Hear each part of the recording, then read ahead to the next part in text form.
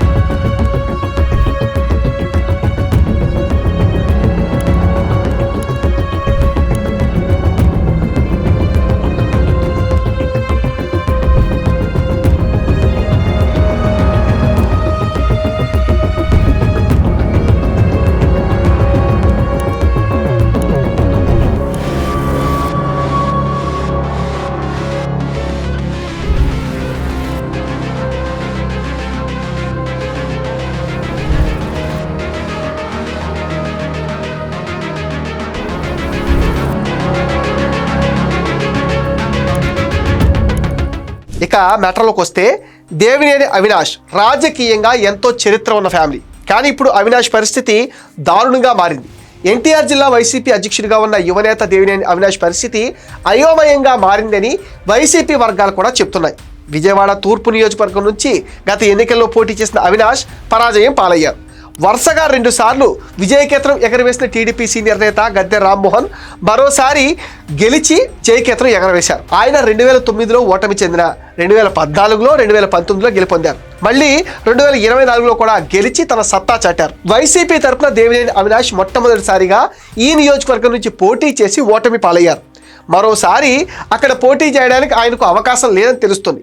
కాపు కమ్మ సామాజిక వర్గాల ప్రభావం ఎక్కువగా ఉన్న ఈ నియోజకవర్గంలో వైసీపీ అభ్యర్థిగా గెలవడం కష్టమనే అభిప్రాయంలో అవినాష్ ఉన్నారని పార్టీ నేతలు చెప్తున్నారు.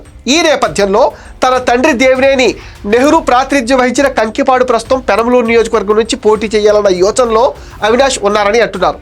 తనకు ఎమ్మెల్యే కావాలని ఉందని అవినాష్ పదే జగన్ ముందు చెప్తూ ఉంటారు. అవినాష్ను బుజ్జగించేలా మాట్లాడటం తప్ప పెనమలూరుకు మార్చడంపై జగన్ ఎలాంటి హామీ ఇవ్వడం లేదని పార్టీ వర్గాలైతే చెప్తున్నాయి.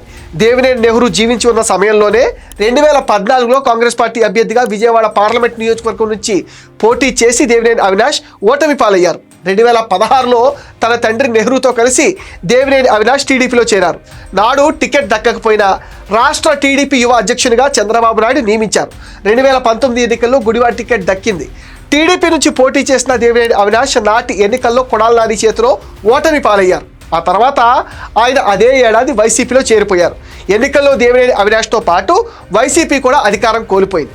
దీంతో పాటు అనేక కేసులు దేవినేని అవినాష్ పైన నమోదయ్యాయి. అదే సమయంలో తూర్పు నియోజకవర్గం కంటే తనకు పెనమలూరు నియోజకవర్గం బెటర్ అని ఆయన భావిస్తున్నారు. తన తండ్రి దేవినేని నెహ్రూ గతంలో కంకిపాడు నియోజకవర్గం నుంచి పోటీ చేయడంతో అక్కడ తనకు బలమైన ఓట్ బ్యాంక్ ఉందని నమ్ముతున్నారు. ఆ నియోజకవర్గం ఇప్పుడు పెనమలూరుగా మారింది. దీంతో పెనమలూరు నియోజకవర్గం నుంచి పోటీ చేసేలా ప్రణాళిక సిద్ధం చేసుకుంటున్నారు దేవినేని అవినాష్.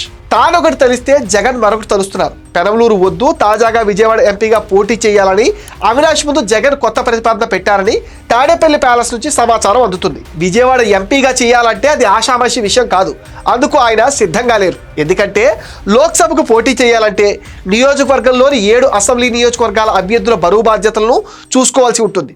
అంత ఆర్థిక శక్తి స్తోమత తనకు లేవని అవినాష్ చెప్తున్నారు. జగన్ మాత్రం తన మాటే వినాలన్న వైఖరిలో ఉన్నారు. దీంతో తనకు కనీసం ఎమ్మెల్యే పదవి కూడా దక్కే అవకాశం లేదని వాపోతున్నారు. గతంలో ఎంపీ సీటుకు పోటీ చేసిన అనుభవం ఉండటం కూడా ఈ చర్చకు ప్రధాన కారణమని ఒక సమాచారం.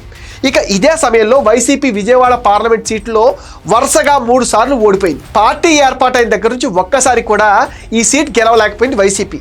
3 పర్యాయాలు కమ్మ సామాజిక వర్గం చెందిన అభ్యర్థికే టికెట్ కేటాయించినా వర్కౌట్ అవ్వలేదు. ఈ పరిస్థితుల్లో తన ఎంపీ అభ్యర్థిత్వం గురించి చర్చ జరగడంతో ఉలిక్కి పడ్డారు అవినాష్.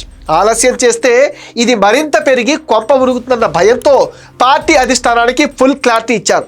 ఢిల్లీ నా వల్ల కాదు, నేను పక్కా లోకల్ అని తేల్చేశారు దేవినేని అవినాష్. తన తండ్రి ఎప్పుడూ అసెంబ్లీకే మగ్గు చూపారని, తనకు కూడా అదే బాటలో నడవాలనుందని అనుచరుల వద్ద వాపోతున్నారు.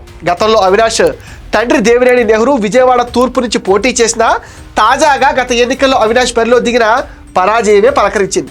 2019 ఎన్నికల్లో పెనమలూరులో వైసీపీ నుంచి కొలుసు పార్థసారథి గెలుపొందారు. 2024 ఎన్నికల్లో పెనమలూరు నుంచి టీడీపీ అభ్యర్థిగా బోడే ప్రసాద్ పోటీ చేసి విజయం సాధించారు. అక్కడ పోటీ చేసిన మాజీ మంత్రి జోగి రమేష్ ఘోర పరాజయం పాలయ్యారు. కూటమి సునామీలో జోగి రమేష్ భారీ ఓట్ల తేడాతో ఓడిపోయారు.